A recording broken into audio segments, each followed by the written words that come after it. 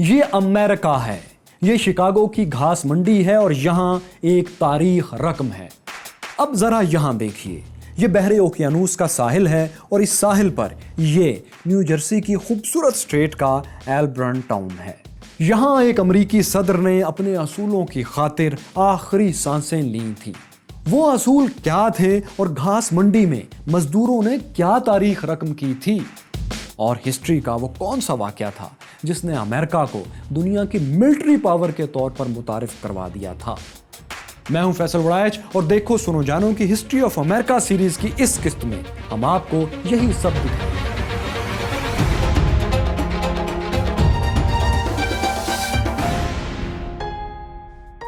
1870 کی دہائی سے 1900 تک کے دور کو امریکہ کے گلڈڈ ایج کہا جاتا ہے، یعنی ایسا دور جس پر سونے کا ملمہ چڑھا کر جھوٹی چمک دمک پیدا کی گئی ہو۔ یہ گلڈڈ ایج کی ٹرم دوستو طنزیہ طور پر استعمال کی جاتی ہے کیونکہ اس دور کے امریکہ کی دو تصویریں تھیں۔ ایک وہ چکا چوند والی ترقی یافتہ تصویر تھی جس میں امریکہ آگے بڑھتا پھلتا پھولتا نظر آ رہا تھا۔ اس تصویر میں یہ تھا کہ وہاں ٹیلی فون ایجاد ہو چکا تھا، استعمال ہو رہا تھا، شہروں کی گلیاں برقی کمکموں کی روشنی سے جگمگا رہی تھیں، پہلی بار لوگ سڑکوں پر 4 پہیوں والی موٹریں چلتی دیکھ رہے تھے، ہوائی جہاز اڑانے کے تجربات کی خبریں آئے روز تصویری اخبارات کی زینت بنتی رہتی تھیں۔ اس تصویر میں امریکہ حقیقت میں ایک نیشن بنتا ہوا، ایک ٹیکنالوجی نیشن بنتا ہوا نظر آ رہا تھا، کیونکہ امریکہ کی ایکسپورٹس بہت تیزی سے بڑھ رہی تھیں اور اتنی بڑھ رہی تھیں کہ امریکہ دنیا کی 30% پروڈکٹس تیار کرنے لگا۔ ذہانت، انوویشن اور مقابلے کے رجحان نے امریکہ کو دنیا کا نمبر 1 پروڈیوسر، نمبر 1 ایکسپورٹر بنا دیا تھا، اور برطانیہ جو اس وقت سپر پاور تھا وہ پروڈکشن میں دوسرے نمبر پر چلا گیا تھا۔ لیکن یہ صرف ایک تصویر تھی، اس تصویر کے پیچھے ایک اور تصویر بھی تھی۔ یہ تصویر ایک بدنما داغ کا منظر تھا۔ منظر یہ تھا کہ وہ لوگ جو اس امریکی چکا چوند کی بنیاد تھے، جو اس سنہری دور کی بنیاد تھے، جو اپنا خون پسینہ بہا رہے تھے، یعنی مزدور، وہ بہت زیادہ استحصال کا، ظلم کا شکار تھے۔ اسی لیے بظاہر اس گولڈن ایج کو کچھ لوگ طنزاً گلڈڈ ایج کہتے تھے، یعنی نقلی چمک دمک والی ترقی، کیونکہ اس دور میں وہ مزدور جو یہ سب پروڈکٹس تیار کر رہا تھا روزانہ بمشکل $1.5 کماتا تھا، یعنی آج کے حساب سے دیکھیں تو صرف 235 روپے روز کے، اور مہینے کا حساب کریں تو 6 سے 7 ہزار روپے۔ اس استحصال کی وجہ سے ہم کہہ سکتے ہیں کہ امریکہ کی اس وقت کی ترقی، اس کا پروڈکشن میں نمبر 1 مقام مزدوروں کے استحصال پر کھڑا تھا۔ اب یہ استحصال کیوں ہو رہا تھا؟ دوستو اس کی ایک بے ڈھنگی سی وجہ تھی۔ وجہ یہ تھی کہ ان دنوں امریکہ میں دھڑا دھڑ فیکٹریز لگ رہی تھیں، اس لیے عوام کی اکثریت انہی فیکٹریز میں ملازمت کر لیا کرتی تھی۔ پھر یورپ سے بھی ہزاروں مرد و خواتین روزگار اور بہتر زندگی کا خواب لے کر امریکہ میں آ رہے تھے۔ یہ لوگ بھی امریکی فیکٹریوں میں سستے داموں پر بھی کام کرنے کے لیے تیار ہو جاتے تھے، اسی لیے سرمایہ داروں کے استحصال کا نشانہ بننے لگتے تھے۔ کیونکہ مزدور لاتعداد مہیا تھے، اس لیے فیکٹری مالکان کو کسی کے آنے جانے کی پرواہ ہی نہیں تھی، سو وہ مزدوروں سے بے تکان 10 سے 16 گھنٹے مسلسل کام لیتے اور تنخواہ کے نام پر آپ جان چکے ہیں یومیہ $1.5 لیتے۔ یہ سب کر کے فیکٹری مالکان ہفتے میں ایک چھٹی دیتے اور اپنے تئیں حاتم طائی کی قبر پر لات رسید کر دیتے۔ اس استحصال اور کم تنخواہوں کی وجہ سے مزدوروں کی حالت یہ ہو گئی تھی کہ وہ گھروں کے کرائے تک افورڈ نہیں کر پا رہے تھے۔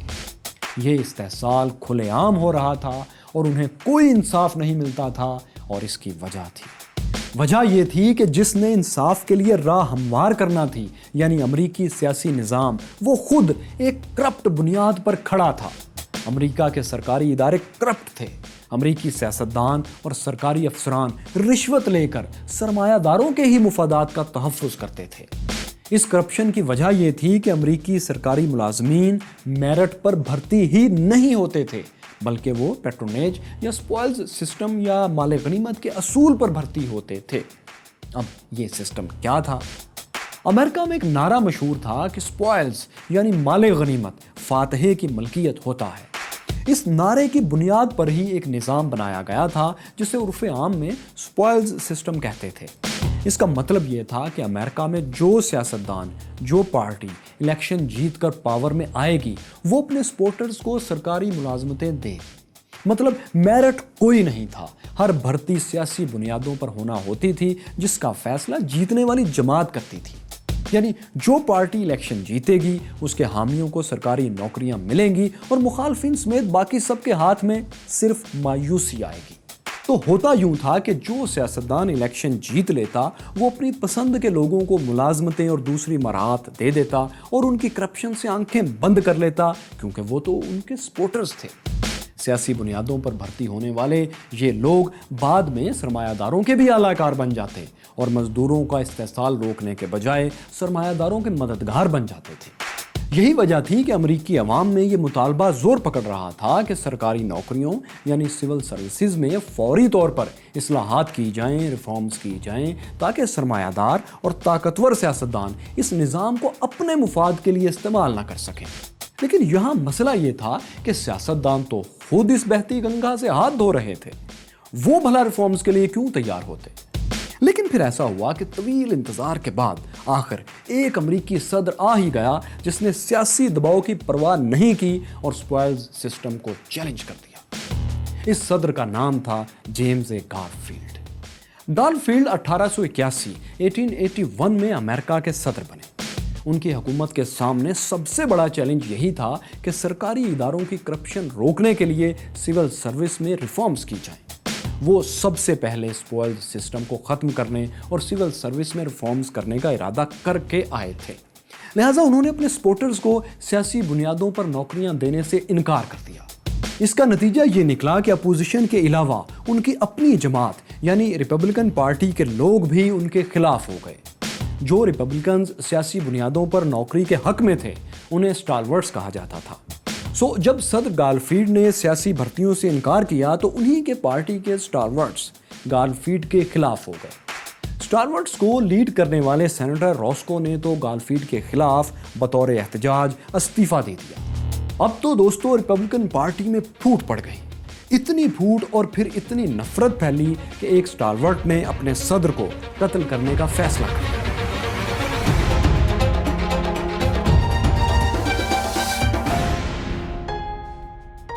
صدر گارفیلڈ کے سپورٹرز میں ایک وکیل بھی شامل تھا جس کا نام چارلز جے گیٹو تھا۔ یہ شخص بھی ایک سٹالورٹ تھا اور سرکاری نوکری کا خواہش مند تھا، لیکن جب صدر گارفیلڈ نے میرٹ کے بغیر نوکریاں دینے سے انکار کر دیا تو چارلز کی امیدوں پر اوس پڑ گئی۔ صدر سے یہی مایوسی چارلز جولیس گیٹو کو اس غصے تک لے گئی جس میں اس نے نئے امریکی سربراہ کو قتل کرنے کا منصوبہ بنایا۔ چارلز نے سب سے پہلے تو یہ کیا کہ ایک ریوالور خریدا جس کا دستہ ہاتھی دانت سے بنا تھا۔ یہ ایک برٹش بل ڈاگ ریوالور تھا۔ چارلز کو لگتا تھا کہ صدر کے قتل کے بعد جب یہ ریوالور کسی میوزیم میں رکھا جائے گا تو خوبصورت لگے گا۔ چارلز کئی ہفتوں تک اس ریوالور سے فائرنگ کی پریکٹس بھی کرتا رہا۔ دوستوں ان دنوں امریکی صدر کی کوئی خاص سیکیورٹی نہیں ہوتی تھی۔ امریکی صدر برائے نام تحفظ کے ساتھ عام لوگوں میں گھومتا پھرتا تھا، اس لیے اس وقت اسے نشانہ بنانا آج کی نسبت بہت آسان تھا۔ امریکن سول وار کے دوران امریکی صدر ابراہم لنکن بھی ہلکی بھلکی سیکیورٹی ہی رکھتے تھے، لیکن سول وار کے بعد جب ان کی سیکیورٹی کم ہوئی تو آپ جانتے ہیں وہ بھی قتل ہوئے تھے۔ اس کی ساری کہانی آپ ابراہم لنکن کی شاندار اور دلچسپ بایوگرافی میں دیکھ چکے ہیں۔ اسی طرح گارفیلڈ بھی دوستوں اپنے ساتھ سیکیورٹی نہیں رکھتے تھے۔ دلچسپ بات یہ ہے کہ گارفیلڈ نے ایک بار لکھا تھا کہ موت تو قتل ہونے سے بھی آ سکتی ہے اور آسمانی بجلی گرنے سے بھی، دونوں سے بچنا ایک جیسا مشکل ہے، سو اس پر زیادہ پریشان ہونے کی ضرورت نہیں۔ پریزیڈنٹ گارفیلڈ کا یہی اتجاہل عارفانہ انہیں موت کے قریب لے آیا۔ 2 جولائی 1881 کو گارفیلڈ وائٹ ہاؤس سے کچھ فاصلے پر واقع ایک ریلوے اسٹیشن پر پہنچے۔ یہ ریلوے اسٹیشن اب موجود نہیں ہے اور اس کی جگہ دیگر عمارتوں نے لے لی ہے، لیکن 1881 میں یہ ریلوے اسٹیشن یہیں موجود تھا۔ گارفیلڈ موسم گرما گزارنے کے لیے امریکی علاقے نیو انگلینڈ میں جا رہے تھے، لیکن اس سے پہلے کہ وہ ٹرین پر سوار ہوتے، طاق میں بیٹھے قاتل چارلز نے ان کی کمر کا نشانہ لے کر 2 گولیاں داغ دی۔ पहली गोली तो उनके दाएं बाजू को महज छू कर ही गुजर गई, लेकिन दूसरी गोली उनकी कमर में गहरी उतर गई। इस गोली से वो बुरी तरह जख्मी हुए। चार्ल्स ने गोलियां मारने के बाद भागने की कोशिश की, लेकिन स्टेशन पर मौजूद लोगों ने उसे पकड़कर पुलिस के हवाले कर दिया।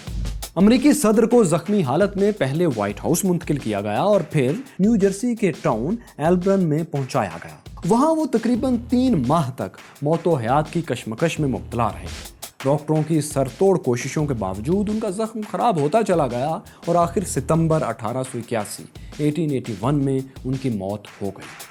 20 सितंबर के रोज अखबारात ने उनकी मौत का ऐलान कर दिया। वो जगह, वो रेलवे स्टेशन जहां उन पर हमला हुआ था, वहां रेलवे स्टेशन तो नहीं है, लेकिन जब तक वो था वहां जमीन पर एक सुनहरी सितारा निशान के तौर पर मौजूद रहा। और जिस जगह उन्होंने आखिरी सांसें ली, वहां ये एक यादगारी तख्ती आज भी नस्ब है। दोस्तों, सदर गारफील्ड पर कातिलाना हमले के बाद अखबारात में चार्ल्स के कार्टून शाया हुए, जिनमें वो एक रिवॉल्वर और एक पोस्टर उठाए हुए व्हाइट हाउस के बाहर खड़ा दिखाया गया। पोस्टर पर लिखा था कि नौकरी दोगे या अपनी जान।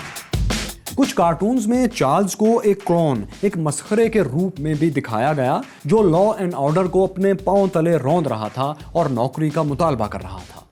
बहरहाल, गारफील्ड की मौत के बाद चार्ल्स पर मुकदमा चलाया गया और उसे फांसी की सजा दी गई।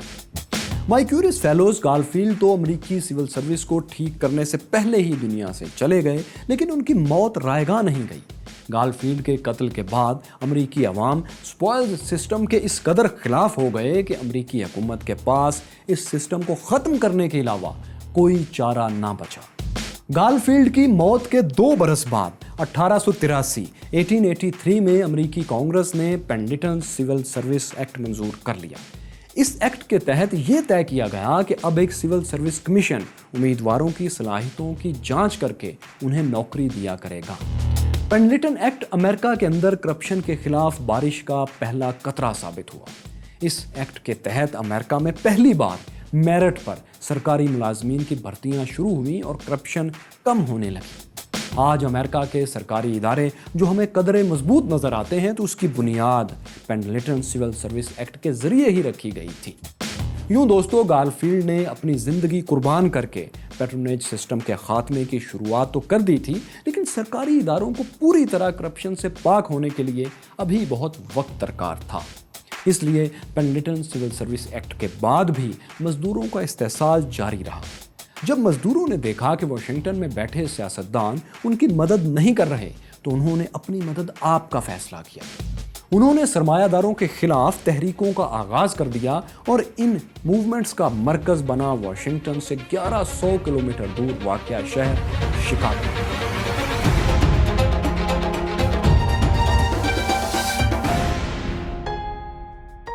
गिल्डेड एज यानी 1870 की दिहाई से 1900 तक के दौर में मजदूरों का सबसे बड़ा मुतालबा ये था कि उनके काम का वक्त यानी वर्किंग आवर्स 8 घंटे किए जाएं।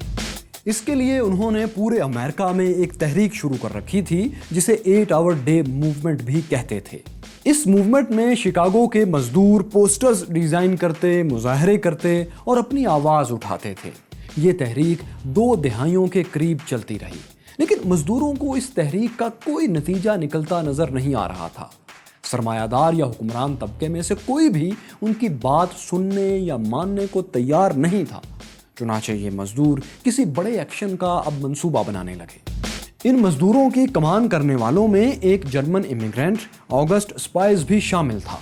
वो एक शोला बयान मुकर्रर था और एक अखबार ऑर्बिटर ज़ाइतोंग भी शाया किया करता था। उसके अखबार में मजदूरों के हक में आर्टिकल्स लिखे जाते थे। इसके अलावा स्पाइस मजदूरों की तहरीक में अमली तौर पर भी हिस्सा ले रहा था। वो जहां तकरीर करने के लिए खड़ा होता, अपने अल्फाज से लोगों के जज्बात में आग लगा देता था। अप्रैल 1886 में शिकागो के मजदूरों ने ऐलान कर दिया कि जब तक 8 घंटे का टाइम टेबल लागू नहीं किया जाता, कोई मजदूर काम पर नहीं आएगा, यानी मुकम्मल हड़ताल की जाएगी। हड़ताल के शेड्यूल के तहत 1 मई के रोज शिकागो में 35,000 मजदूर हड़ताल पर चले गए। इन मजदूरों ने शहर की सड़कों पर मार्च किया और हर फैक्ट्री में जाकर मजदूरों को हड़ताल के लिए कायल करने लगे। यूं फैक्ट्रीज में काम धंधा चौपट हो गया। अमेरिका की प्रोडक्शन मशीन सुस्त पड़ गई और सरमायादारों का मुनाफा भी मुतासिर होने लगा। फैक्ट्री मालिकान ने 2 रोज तक तो ये सब सब्र से बर्दाश्त किया, लेकिन तीसरे दिन उन्होंने हड़ताली मजदूरों को काम से निकाल दिया और उनकी जगह नए मजदूर भर्ती करना शुरू कर दिए। वैसे भी दोस्तों, अमेरिका में उन दिनों बेरोजगारी बढ़ रही थी। एक मजदूर की डिमांड करो तो 1000 मिलते थे। चुनाचे फैक्ट्री मालिकान को जल्द ही हड़ताली मजदूरों की जगह काम करने के लिए नए मजदूर मिलना शुरू हो गए। शिकागो की एक फैक्ट्री मैकार्मिक रीपर वर्क्स के मालिकान ने भी इसी तरीके से नए मजदूर भर्ती किए और हड़ताल की वजह से बंद पड़ी फैक्ट्री फिर से चलने लगी। जैसे ही हड़ताली मजदूरों को पता लगा कि उनके मुतालबात तो क्या माने जाते, उन्हें नौकरियों से ही निकाल बाहर किया गया है, तो वो मुश्तैल हो गए। देखते ही देखते कोई 3000 मजदूरों का एक हजूम जमा हो गया और मैकार्मिक रीपर्स की तरफ बढ़ने लगा। इस हजूम को स्पाइज और उसके साथी लीड कर रहे थे। जब यह हजूम फैक्ट्री के सामने पहुंचा तो उन्होंने देखा कि फैक्ट्री के दरवाजे बंद थे और बाहर मुसल्लह पुलिस एहलकार तैनात थे। स्पाइज ने जब ये सूरत हाल देखी तो उसने हजूम के सामने एक पुरजोश तकरीर की। उसने मजदूरों को इतना भड़काया कि मजदूर गुस्से में फैक्ट्री पर चढ़ दौड़े। उन्होंने फैक्ट्री के गेट और दूसरे हिस्सों को तोड़ना शुरू कर दिया। जवाबन पुलिस ने भी फायरिंग कर दी और 6 मजदूरों की जान चली गई। खून खराबा शुरू हुआ तो हजूम पसपा हो गया। इस ट्रेजेडी के बाद ज्यादातर मजदूर तो अपने घरों को चले गए, लेकिन स्पाइस अपने घर नहीं गया, बल्कि सीधा अपने अखबार के दफ्तर पहुंचा। यहाँ उसने एक पंफलेट शाया किया। इस पंफलेट में उसने पुलिस वालों को सरमायादारों के ब्लड हाउंड्स, शिकारी कुत्ते करार देते हुए मजदूरों को बदला लेने पर उकसाया। उसने मजदूरों को मुखातिब करते हुए लिखा कि तुमने बरसों तक जिल्लत और नाइंसाफ़ी बर्दाश्त की है, तुमने मेहनत करते हुए अपनी जानें दी हैं, गुर्बत और भूख की तकालीफ बर्दाश्त की हैं, तुमने अपने बच्चों को फैक्ट्री मालिकान के लिए कुर्बान कर दिया है। आखिर क्यों? सिर्फ इसलिए कि तुम अपने सुस्त और चोर मालिकान के लालच की तस्कीन कर सको। यह पंफलेट इंग्लिश और जर्मन दोनों जुबानों में शाया किया गया था। इस पर्चे ने मजदूरों को इतना भड़काया कि वो इंतहाई कदम उठाने के लिए तैयार हो गए। उन्होंने अगले रोज यानी 4 मई को शिकागो की हे मार्केट यानी घास मंडी में मीटिंग करने का मंसूबा बनाया और तमाम मजदूरों से उन्होंने कहा कि वो इस मीटिंग में शरीक हों, क्योंकि इसमें अहम तरीन फैसले किए जाएंगे। 4 मई को इस हवाले से एक पोस्टर भी शाया हुआ जिसमें लिखा था कि मीटिंग आज रात 7:30 बजे होगी। पोस्टर में मजदूरों से कहा गया था कि तुम लोग मुसल्ला होकर यानी असला लेकर पूरी कुव्वत के साथ मीटिंग में पहुंचो। ताहम दोस्तों, इस पोस्टर के छपने के कुछ वक्त बाद ही एक दूसरा पोस्टर शाया किया गया जिसमें से मुसल्ला होने वाली बात निकाल दी गई थी। अब देखिए कि मैकार्मिक फैक्ट्री की फायरिंग वाले वाक़े की वजह से शिकागो का माहौल पहले से सुपरचार्ज था। मजदूर भड़के हुए थे। पुलिस को भी एहसास था कि अगर इस मीटिंग को अब रोका गया तो खून खराबा हो जाएगा। चुनाचे शहर के मेयर ने न सिर्फ ये कि मीटिंग की इजाज़त दे दी, बल्कि पुलिस को भी इसमें मुदाखलत करने से मना कर दिया। इस इंतज़ाम के बाद सरकार को लगता था कि मजदूरों के जज्बात अब मैनेज हो गए हैं, लेकिन ऐसा नहीं था। 4 मई को हे मार्केट में मजदूर जमा हुए। मजदूर कायदीन के लिए जो स्टेज बनाया गया था वो भी एक घास ले जाने वाली गाड़ी ही थी। इसी पर खड़े होकर उन्हें तकरीर करना थी। आज एन उसी जगह एक यादगार तामीर की गई है जो बिल्कुल उसी अंदाज में डिज़ाइन है जैसे ये मजदूर कायदीन तकरीर करने के लिए जमा थे। तो एन इसी जगह जहां ये आज यादगार है, वहीं घास की एक गाड़ी खड़ी थी जिस पर से मजदूर लीडर्स पुलिस के खिलाफ धुआंधार तकरीरें कर रहे थे। उनके सामने हजारों का पुरजोश मजमा था। मजदूरों का एक समंदर था जो पुलिस की कार्रवाइयों पर बिखरा हुआ था। इस हजूम से कुछ फासले पर पुलिस भी मौजूद थी, मगर वो कोई मुदाखलत नहीं कर रही थी। मजदूरों का महबूब लीडर ऑगस्ट स्पाइस भी यहीं था। अब यूं था कि इस बेपनाह चार्ज हजूम में कुछ ऐसे लोग भी थे जो पुलिस से 2-2 हाथ करने को बेताब थे। उनके हिसाब से आज पुलिस से बदला चुकाने का सुनहरी मौका था। उन्होंने पुलिस से निपटने की तैयारी भी कर ली थी। अब यहाँ एक राज था जो वहाँ मौजूद लोगों में से बहुत ही कम लोगों को पता था। वो राज ये था कि जो लोग पुलिस से 2-2 हाथ करना चाहते थे, उनके हाथ में डायनामाइट था, बारूद था।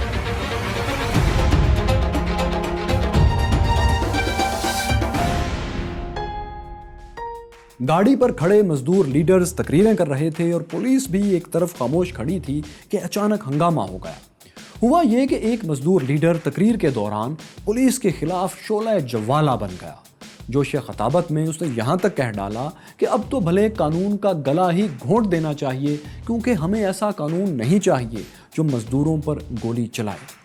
ये अल्फाज सुनते ही कोई 200 के करीब पुलिस एहलकार हजूम की तरफ बढ़े और मजदूरों से कहा कि वो अपनी मीटिंग यहाँ ख़त्म कर दें।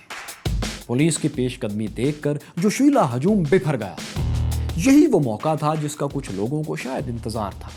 अचानक हजूम में से एक बम उछाला गया जो पुलिस पर गिरा और धमाके से फट गया।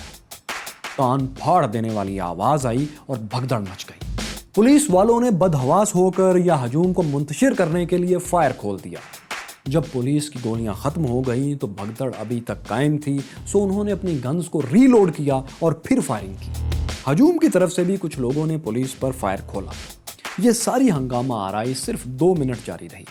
2 मिनट के अंदर अंदर सारी जगह खाली हो चुकी थी। जब हालात जरा नॉर्मल हुए तो सड़क पर कम से कम 7 पुलिस एहलकारों और 4 मजदूरों की लाशें पड़ी थी, जबकि दोनों तरफ से जख्मी होने वाले दर्जनों में थे। 2 मिनट का खेल तो दोस्तों खत्म हुआ, लेकिन ट्रेजेडी यहां खत्म नहीं हुई। पुलिस को अभी उस हमलावर की तलाश थी जिसने उन पर पहला डायनामाइट या बम फेंका था। वो शख्स और उसके साथी तो पुलिस के हाथ नहीं आए, लेकिन पुलिस ने 8 ऐसे अफराद को धर लिया जो मजदूरों की तहरीक में पेश थे। इनमें ऑगस्ट स्पाइस भी शामिल था।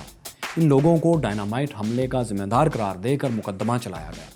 अगरचे अदालत में उन पर डायनामाइट उछालने का जुर्म साबित नहीं हो सका, लेकिन फिर भी उन्हें तशद्दुद फैलाने का मुजरिम करार देकर सजाए मौत सुना दी गई। स्पाइस समेत 4 मजदूर रहनुमा फांसी पर झूल गए। बाकी 4 में से 1 ने खुदकुशी कर ली और 3 की सजाएं बाद में माफ कर दी गईं।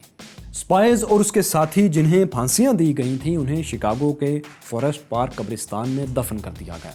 उनकी कब्रों पर एक यादगार बनाई गई जिसे हे मार्केट मार्टर्स मोनूमेंट कहा जाता है, या आप इसे घास मंडी की यादगार शोहदा भी कह सकते हैं। इस यादगार में दिखाया गया है कि एक गिरते हुए मजदूर के सामने एक औरत खड़ी है जो पुलिस की गोलियां रोकने की बज़ाहिर कोशिश कर रही है। ऑगस्ट स्पाइस मर तो गया, लेकिन इससे मंसूब एक तारीखी जुमला आज भी इस यादगार पर लिखा हुआ है। वहाँ लिखा है कि एक दिन आएगा जब हमारी खामोशी इन आवाज़ों से ज़्यादा ताकतवर होगी जिन्हें आज तुम दबाने की कोशिश कर रहे हो। दोस्तों, स्पाइस ने सच कहा था। अमरीकी पुलिस और सरमायादार तबका मजदूरों को खामोश ना करवा सका। मजदूरों की तहरीक जारी रही और तकरीबन 30 बरस बाद मजदूर अपना सबसे बड़ा मुतालबा मनवाने में कामयाब हो गए। 1916 में अमरीकी हुकूमत ने एक कानून एडमसन एक्ट मंजूर किया। इस कानून के तहत रेलवे मजदूरों के वर्किंग आवर्स 8 घंटे मुकर्रर कर दिए गए। इस कानून की मंजूरी के बाद जल्द ही रेलवे के अलावा दीगर प्राइवेट कंपनीज में भी मुलाजमों को 8-8 घंटे काम का हक दे दिया गया।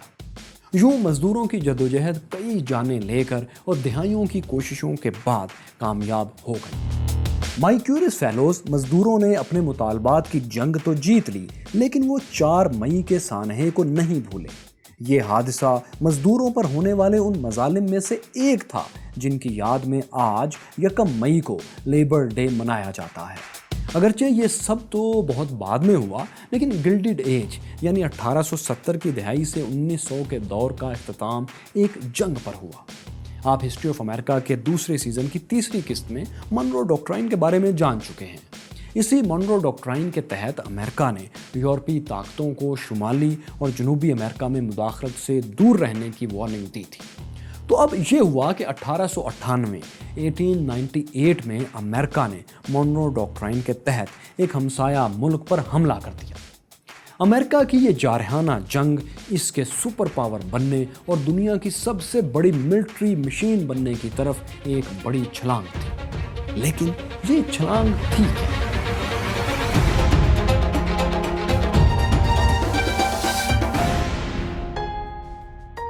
दोस्तों, अमरीकी रियासत फ्लोरिडा के नीचे ये बड़े बड़े जज़ायर पर मुश्तमिल मुल्क क्यूबा है।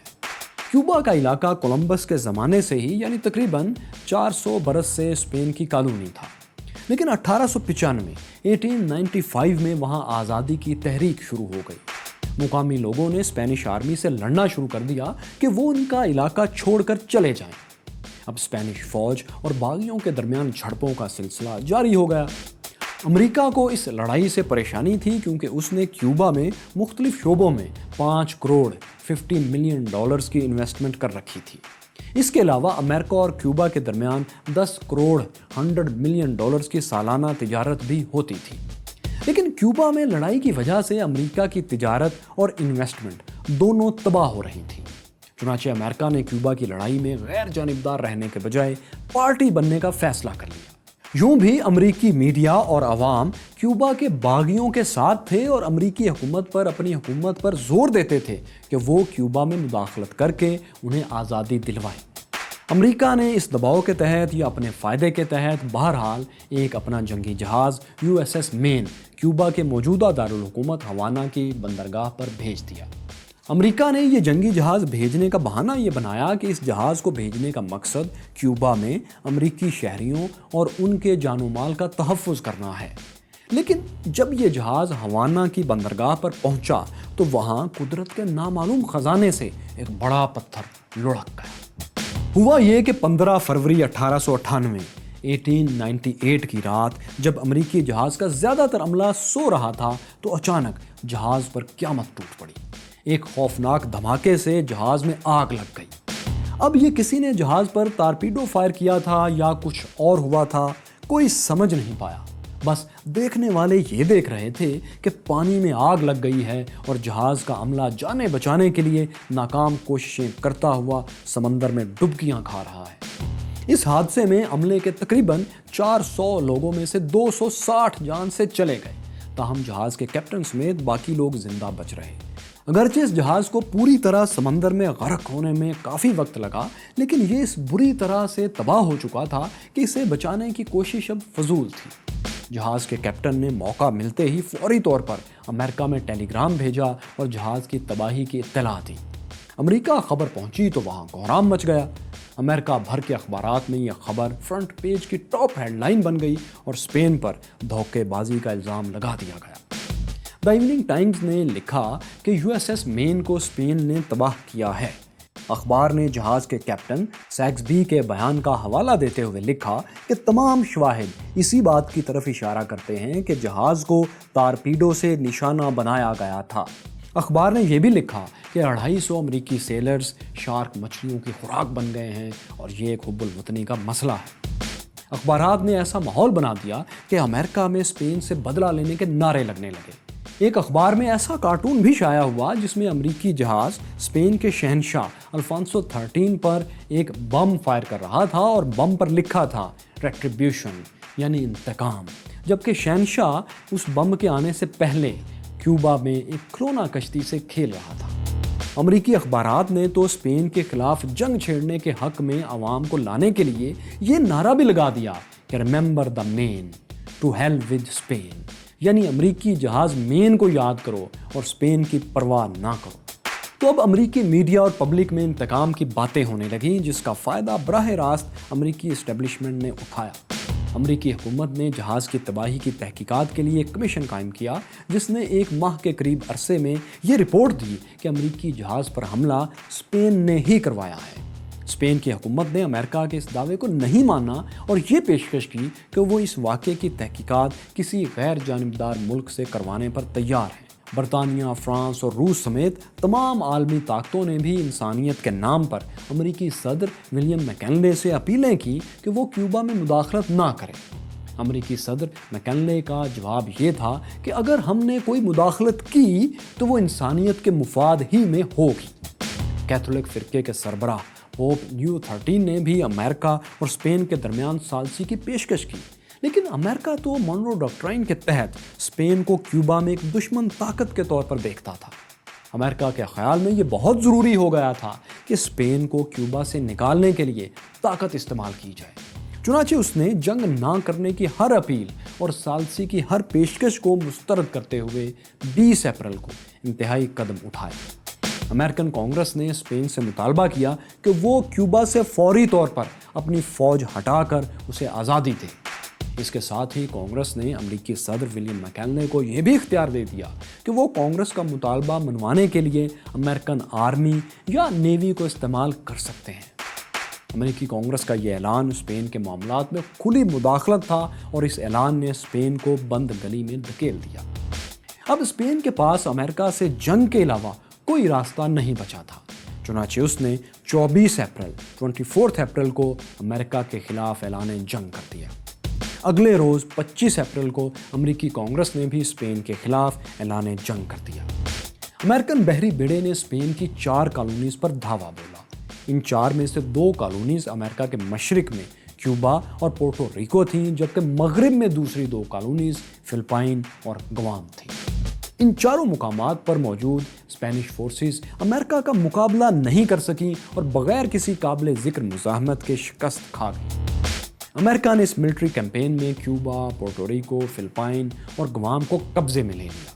1898 میں ایک معاہدے ٹریٹی آف پیرس کے تحت Spain Cuba, Puerto Rico, Philippines اور گوام کے تمام علاقوں سے دستبردار ہو گیا۔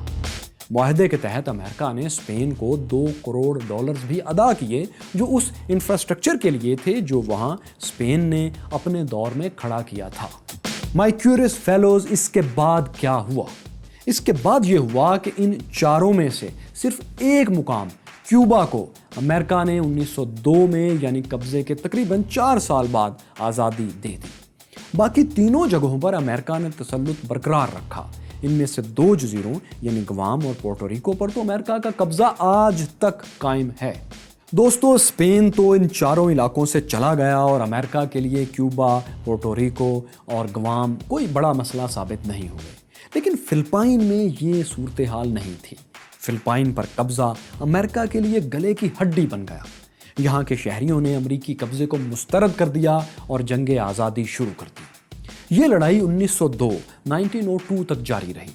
اس لڑائی میں 4000 سے زائد امریکی فوجی اور 20,000 سے زائد فلپائنی فریڈم فائٹرز مارے گئے۔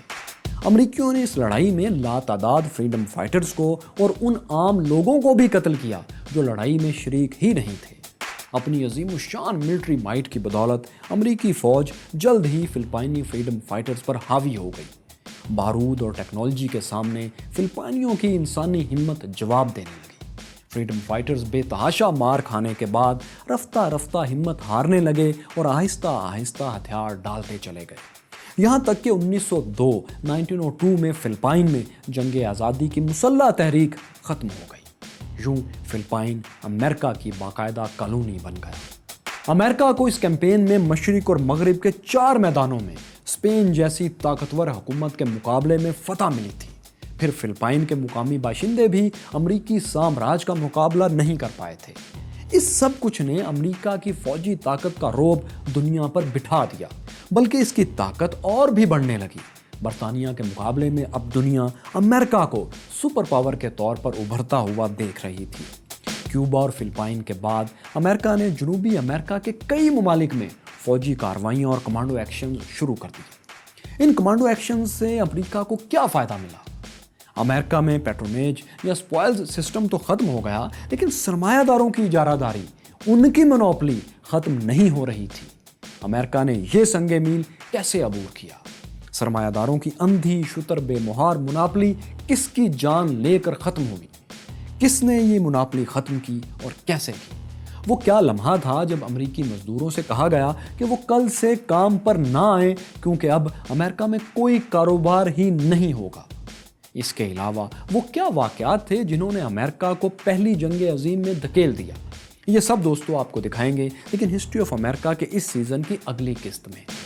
اگر آپ یہ دیکھنا چاہتے ہیں کہ کولمبس سے ہزاروں سال پہلے امریکہ کس نے دریافت کیا تھا، تو ہسٹری آف امریکہ کا پہلا سیزن یہاں دیکھیے۔